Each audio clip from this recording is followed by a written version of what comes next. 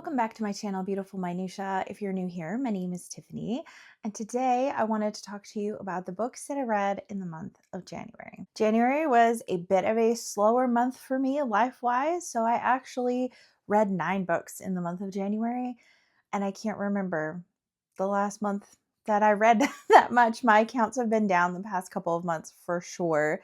I did read a lot of shorter books, which also enabled me to get to more, but I really enjoyed almost everything that I read this month, and it was just kind of a more laid back month in general. And so it was nice to be able to read that much. As always, I am going to have this divided up into genres. So if there are certain types of books you're more interested in than others, you can skip around. So let's dive into the books. We'll start with classics, which is arguably my biggest category this month. I think the first book that I completed in January is actually Dombey and Son by Charles Dickens, which I did read most of in December, but this book is like 1,000 pages long, and so I did not squeeze the entirety of the book in December like I was hoping. So I think I still had a few hundred pages left when we entered January, but I did finish this. As always, it's Dickens. I enjoyed it. I was wondering where I was going to kind of land with this because I've had a few of you tell me that this is one of your favorite Dickens, and it was one of my last unread Dickens. I still have 2 more of his works that I haven't read, and then I will have been a Dickens completionist and read all of them. It's the story of the Dombey family. So there's a man, Mr. Dombey, who owns a company, and it's Dombey and Son, and he was, at one point the son of Dombey and Son, and his whole world and his whole life revolves around this company and its success and having a successor, having the son of Dombey and Son. So when we open the book, his wife is giving birth and has given birth to a little boy. She's not doing very well, and she actually passes away in the very first chapter. You can really see Mr. Dombey's attitude in this chapter, and that he's much more concerned with the state of his young son than he is with the state of his wife. And also the fact that he has an older daughter that's probably, I would guess, like 4 or 5 when the story begins and when her younger brother is born, and he basically acts like she does not exist at all because she's not a son to carry on the Dombey and Son. And so I feel like this book really focuses very heavily around pride. That is like a huge theme that is throughout the pages of this book. But in true Dickens form, it has some twists and turns along the way. It has some really beautiful writing. It has some really lovable and memorable characters and just some really beautiful moments. So I did love this. I did give it 5 stars, but I will report that it is not a favorite Dickens of mine. It's not a least favorite either. My least favorite Dickens still are like 3.5, 4 stars. So my least Dickens are still head and shoulders above other authors. But even though this is a 5-star, I wouldn't put it in like my top 3, for example. But I still really did enjoy it, and I had a really good time reading it. My classic for the month was this collection of Chekhov short stories. So in case you haven't seen my classics TBR, I'll link that here. But basically I have one classic book that I am definitely reading each month, and it kind of helps me read some of the classics that have either been sitting on my shelf for a while or ones that I want to get to. It gives me a little bit more intentionality. So this month was this collection of Chekhov short stories. This is my first time ever reading Chekhov, and so I really enjoyed my time with him. I think that he writes so vividly and so beautifully, and I feel like it translates really well. Some of the stories were far more memorable than others, but I was kind of surprised to feel like his stories have like a very wide range. Some authors feel more serious, and then some feel more humorous. For example, you can compare like Tolstoy versus Gogol, and you're going to have very different feels. Chekhov has different feels in a lot of his stories. So some of the stories are really, really funny. Some of them are extremely tragic. Some of them have like a very big, very obvious like point against some societal things he was talking about. Some of them have deep themes of religion or things that are universal to the human experience, like grief and loss and love. And so I just felt like this collection was a really good collection that really showcased a lot of different things of Chekhov. I want to read one quote to you to give you kind of like a snapshot of just how beautiful his writing is. The storm was still raging. White clouds of snow, catching their long tails in the bushes and tall grass, swept across the yard, and on the far side of the fence, great giants in white shrouds with wide sleeves whirled and fell and rose again, wrestling and waving their arms. What a wind there was! The naked birches and cherry trees, unable to resist its rough caresses, bent to the ground and moaned, "For what sins, O Lord, hast thou fastened us to the earth, and why may we not float away free?" I loved the writing, and of course I selected this because of the cover, because of how wintry it is, because I have another collection of Chekhov short stories as well, but I just felt like this is the vibe. This is a January vibe, and a lot of the stories are very snowy, and it just felt perfect for January. Like I said, some of these stories are certainly more memorable than others. A couple of my favorites are The Night Before Easter, At Home. I thought The Head Gardener's Tale was really kind of funny. I liked that one a lot. I also enjoyed The Robbers. And then the final thing was In the Ravine, which is actually pretty long. It's more maybe novella length than it is short story length. It's definitely the longest one in here, and it's like 50 pages long. So maybe you could count it as a short story, maybe you count it as a novella. I don't know, but it's the longest one in here, and I found that one to be really, really good as well. So some of them I found to be kind of forgettable that I'd finish and I'd be like, oh, that was fine, you know. So overall, I think I gave this short story collection 4 stars because some of them were fantastic and some of them were just not as memorable, but I'm so happy to have finally read some Chekhov and really enjoyed my time with him. I've mentioned before that every single month I will read a book that has been recommended to me by one of my patrons and give a full spoilery vlog for them so they get all my thoughts along the way of the book that they've recommended to me. So the book that I ended up reading in January for that was The Road Past Altamont by Gabrielle Roy.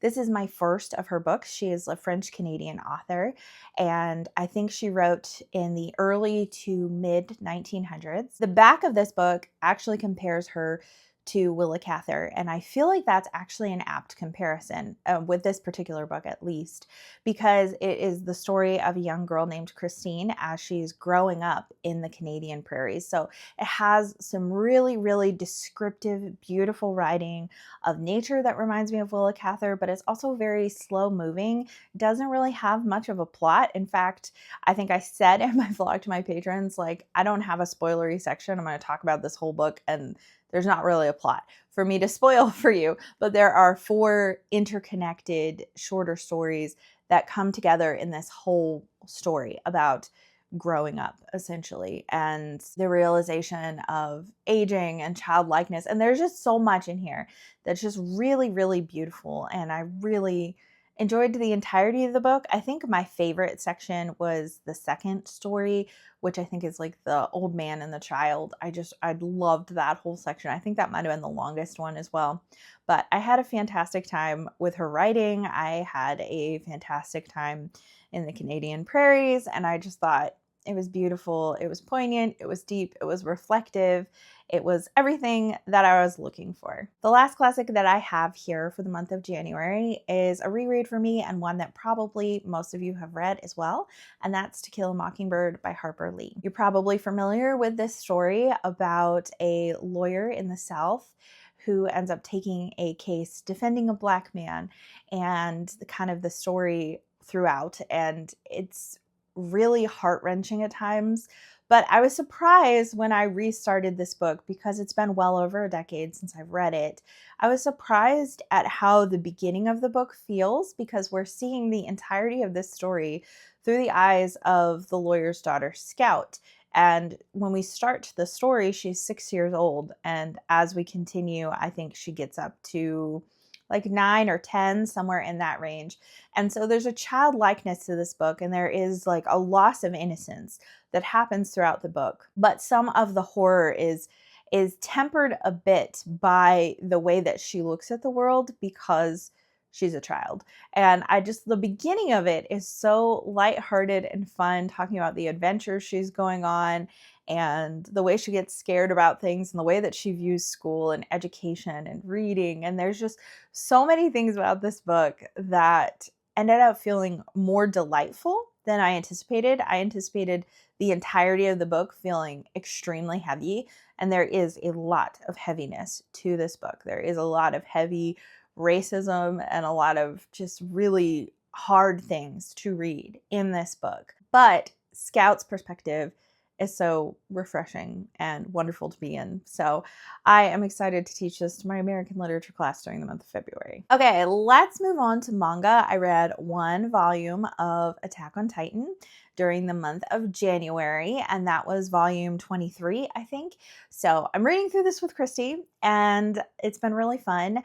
This was not a favorite volume for me, unfortunately. There's some things about it that just made me feel a little disoriented and not enjoy it as much as I had the previous several volumes, which I was just eating up. Like, there was so many answers and reveals that we were getting. It was really, really fascinating to learn some things I've been wondering for a really long time. This particular volume, we follow different characters than the ones we followed like the whole series. We kind of like shift a little bit and also jump forward in time 4 years. And so we're with different people, there's different things happening, we're in a different location. And so you're just sitting there feeling like, yeah, oh, or at least I did. I was sitting there being like, okay, and what's going on with Aaron and Mikasa and Armin and Levi? Like, what's going on with them? Like, I would rather be with them than be here. But it was fun to talk with Christy about it because she brought to my attention like quite a few things and made me realize like, okay, I did enjoy this volume once I could let go of the fact that I wasn't with who I thought I was going to be with, because I'm sure we're going to return to them in the next volume. But it was still good, but it felt like a little bit of a letdown after the previous volumes I read that were just like everything I wanted.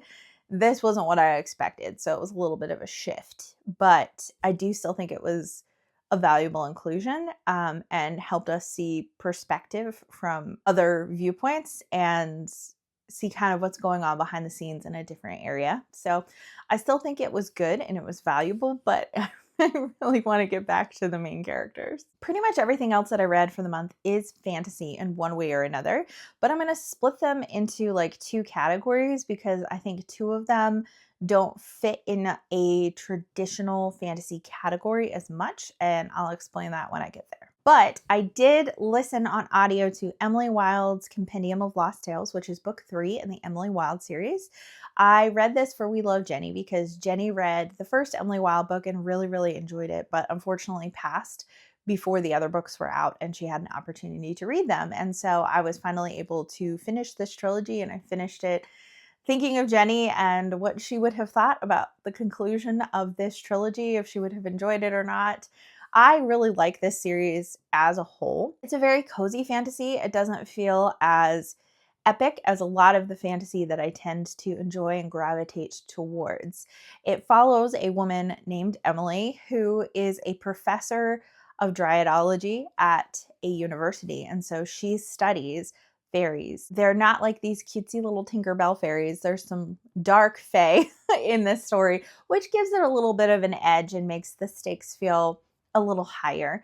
And I really enjoyed this series as a whole because we follow someone who is very interested in research and in studying and has a different personality than what you might typically see in a lot of fantasy novels, as well as the fact that she's a woman in a role that is typically reserved for men. And so there's a lot of things about that that are really interesting. One of the other main characters, Wendell, and she have just like really great banter back and forth. We have a lot of magical creatures with magical dogs and cats, in addition to there being, the fairies and stuff like that. And each book has usually one or more stories that have been handed down through the years to whatever, people group she's currently with, whatever area she's currently in. And these stories reflect some sort of truth about the fairy world and a problem that she's trying to solve. And so I just love the way that all interconnects. I found it to be a really cozy and delightful trilogy as a whole. It's one that maybe I'll reread in the future. It's not a new favorite, but I did still really enjoy it. I thought book 1 was actually the strongest of the 3 books, and each book was just, books 2 and 3 were fine, but didn't grip me in the same way book 1 did. Could be a mood issue, could be a me issue. I don't really know, but still, I'm happy with how the trilogy concluded and glad that I finally finished it. The other fantasy book that I read is a novella that's really short, and that's The Willful Princess and the Piebald Prince by Robin Hobb. This is part of the greater Realm of the Elderling series, but it's not like part of the individual like trilogies and quartets that she has within that greater work. This is just like a side companion novella of the story of a princess and the piebald prince. And so it's a story really that's examining the history of the wit in Buckkeep and its greater area there. So the wit is this ability that people have in the realm of the elderlings to be able to attach with and share consciousness with animals. And at one time, when this story happens, the wit was something that people appreciated and saw its value. But during the time of the Farseer trilogy and all of the subsequent series within the realm of the elderlings, people are afraid of the wit and executed for having the wit and having any sort of propensity towards that. And this story shows us why. This story has all of that intertwined into what was kind of the origin to the wit being something that was seen as something negative. And so I think it was a really valuable contribution and has been referenced quite a few times in Fool's Errand, which I've already started. And that's book 1 of the Tawny Man trilogy, which is the third trilogy in the realm of the elderlings. So I'm super glad that I read it when I did. Thank you, Penny, not only for sending me this book, but also telling me when I needed to read it, because I think it was a really valuable contribution. The other 2 fantasies I want to talk about are both fairy tale retellings, but they have like very different vibes. So I read Thorn Hedge by T. Kingfisher, which is a Sleeping Beauty retelling essentially, but it obviously has a twist since it's a retelling. T. Kingfisher has more of a horror bent to her stories. And so this feels less horrifying than any T. Kingfisher I've read at this point. Not that I've read a ton of her stories. I think this is either the 4th or 5th book that I've read by her. But I read this also for We Love Jenny because Jenny really enjoyed this one. I was really excited to pick it up because I feel like January fairy tale vibes are really nice in January for whatever reason. I don't know why, but they are. And so this was really interesting because we have, this character that's been put to sleep. And we open with this other character who is the one that's kind of has the spell that's keeping her asleep and is the one that's keeping watch over the area. But there's a lot of mystery when the story starts that we don't know why she's there or what's going on with that. And it's just really interesting what T. Kingfisher decided to do with this story. And it's really short. I actually wish it had been longer because I would have preferred even more expansion because I just had a really good time with our main character, Toadling. I just really liked her, and I really liked the overarching story of love giving you a place to belong. I just thought it was really good. I really enjoyed it. The other fairy tale retelling that I read is actually more literary than it is fairy tale-esque. And that's The Snow Child by Eowyn Ivy. I actually read this for my in-person book club, and I didn't realize until I picked it up to read it that it's a Pulitzer Prize finalist. So it's definitely, I didn't want to include it with just like regular fantasy because I feel like it's not regular fantasy. So this story takes place in the early 1900s in Alaska. We have an older couple named Jack and Mabel who have moved to Alaska in hopes of a fresh start. They have tried to have children of their own, and they had one child who died during childbirth. They've never been able to have another child. And so much like a fairy tale, I think it's a Russian fairy tale that has to do with this. I can't remember like where it originates from. But one night there's the first snowstorm of the year, and they build a little girl out of snow, and they put, a scarf and mittens on her. And when they wake up in the morning, the snow child is gone, and there are footprints walking away from where that snowman was, and the mittens and the scarf are gone. And so then they continue to kind of have this relationship with this child who's coming in and out of their lives, and there are people who are neighbors who are kind of concerned about them because the people kind of go a little crazy and have a little cabin fever, when you're in Alaska. So no one else has seen this child except them. So there's a lot of like questioning of, is this child real? Is this child some sort of like supernatural being? Like, what is going on here? And so it's really interesting how the book handles all of that, but it doesn't feel like super magical or whimsical like a normal fairy tale retelling. I think the biggest message of this book is grief and healing, because there's just like a depth of emotion that is explored in this book with the infertility and loss of a baby that I thought was handled really well as someone who has experienced the loss of a baby and over a decade of infertility. And so all of those feelings rang so true. And I thought were just like really excellently done. Like I really enjoyed this book. It was almost perfect for me. This book is split up into 3 parts. And when we get to the 3rd part, there are some things that happen that I just didn't really invest in the same way, because I was very invested in Jack and Mabel and their story and their healing and their understanding one another, and just like the way that all of that was going, I was far more invested in. And we take a very slight deviation in part 3 that I didn't like as much and I wasn't as invested in. And so as a result, this book did fall short of being perfect, but it was almost a perfect book. I was actually telling people that this is the first book that I have read in months where I wasn't like, okay, I need to read X amount of chapters. How long is that going to take? How many pages is that? Keeping track of like what I'm reading as I'm reading it and being like, well, I need to read to this page before I stop. I would just sit down and be like, oh my gosh, I just read 50 pages. Oh my gosh, I just read 100 pages. Like I wasn't even paying attention. It just sucked me in and kept me there. Also, it was a fantastic book to read during the month of January, being very snowy, being very cold, taking place in Alaska. I thought the setting was just perfect. Everything about this book is like so well written. I really enjoyed it. It's actually been sitting on my shelf for years. So I'm really happy that I finally read it. It was really good. Well, those are the books that I read during the month of January, in addition to reading half of Sylvia's Lovers and about 40% of Fool's Errand. So there are other books that I read that I'm not talking about here because I haven't finished them yet. You'll have to wait until February to hear me talk about those ones. But I'd love to hear from you in the comments down below if you've read any of the books that I talked about here. Of course, I always love hearing your thoughts and chatting with you about that in the comments. But I would also love to hear what you've been reading, what you've been enjoying. I hope you had a really great January reading month, that you had some time to slow down and read. But let me know what your favorite book was that you read in the month of January. Thank you so much for watching. If you like this video, please hit like and also subscribe so you can continue to see more bookish content from me. And I will see you again next time.